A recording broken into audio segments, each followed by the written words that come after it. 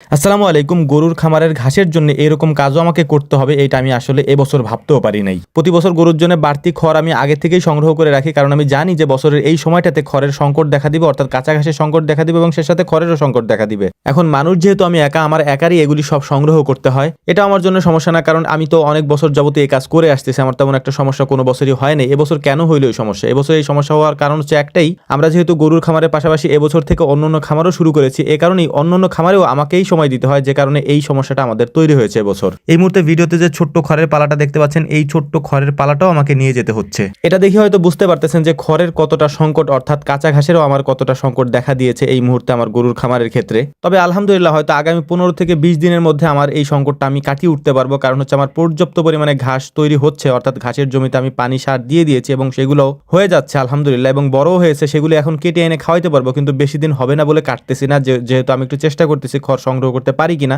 যে কারণেই মূলত আমার এই কষ্টগুলি করা হচ্ছে ইদানিং আর কি। তো যাই হোক, এখান থেকে ওই খড়গুলিকে আমরা আমাদের খামারে নিয়ে যাব, খামারে ওগুলিকে রেখে তারপর হচ্ছে আমরা যাব, আমাদের যে ছোট ভাই ইমামুল আছে, ওর হচ্ছে কিছু ঘাস আছে মূলত আমাদের ঘাসের জমির পাশেই। ওর একটা ঘাসের জমি ছিল, তো ওর গরু বিক্রি করার ফেলার কারণে ওই ঘাসগুলি রয়ে গেছে। তো আমাকে বললো যে ভাই, তা আপাতত ওই ঘাসগুলি আপনি কেটে নিয়ে আসি, আমরা আপনার গরুর জন্য দিয়ে দেন। যদিও আমি জানি ওই ঘাসগুলি আমাদের গরুর জন্য এক বেলাও হবে না, এই জন্য হচ্ছে মূলত আমি এই ঘাসগুলি কেটে নিয়ে এই ঘাসের সাথে আমি কিছু হচ্ছে যে বিচেলি খড় আমরা বলি, ওই খড়গুলি কেটে দিব যাতে করে একটু বেশি হয় আর কি। আমি আবারও আল্লাহ তাআলা শুকরিয়া আদায় করছি যে আল্লাহ তাআলা হয়তো এই সমস্যা আমাকে সাময়িক সময়ের জন্য দিয়েছেন, সমস্যার সমাধান হয়ে যাবে। আর আপনারা অনেকেই আমাকে বলেন যে ভাই আমাদের কাছে খড় আছে বা আপনি আমাদের থেকে নেন। এখানে মূল ব্যাপারটা হচ্ছে, যারা আমার সাথে যোগাযোগ করেন যে ভাই আমাদের থেকে নেন, তারা হচ্ছে আমাদের থেকে অনেক দূরে, অর্থাৎ আমাদের ফরিদপুর বা গোপালগঞ্জের আশেপাশে হইলে আমরা নিতে পারতাম তাদের থেকে, কিন্তু যারা ফোন দেন তারা অনেক দূর থেকে ফোন দেন, যেটা আসলে আমাদের জন্য অত দূর থেকে আনাটা পসিবল হয় না। আপনারা হয়তো দেখতেই পাচ্ছেন যে আমাদের এইদিকে তেমন একটা ধান চাষ হয় না, তেমন একটা বলতে খুব অল্প ধান হয়, বিলের ওইদিকে অল্প কিছু ধান চাষ হয়, কিন্তু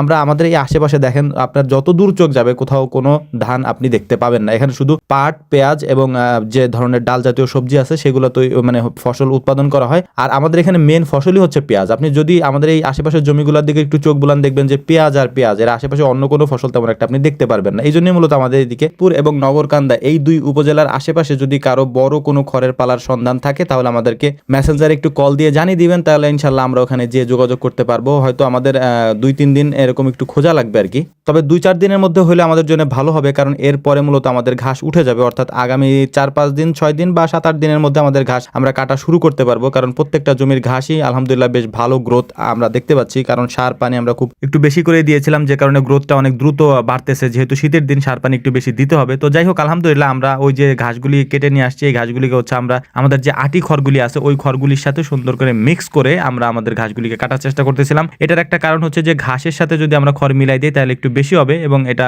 মানে গরুর জন্য একটু ভালো হবে, কারণ ওরা অনেক দিন পর্যন্ত ঘাস খায় না। আর এই জন্যই বলি, ঘাস ছাড়া গরু পালন করা আমাদের এদিকে সম্ভব না। এত টাকা দিয়ে খড় কিনে গরু পালন করা সম্ভব না। যদিও এই ভুলটা আমরা এই বছর করছি, আগামী বছর করবো না ইনশাল্লাহ। আমাদের জন্য দোয়া করবেন। আসসালামু আলাইকুম রহমতুল্লাহ।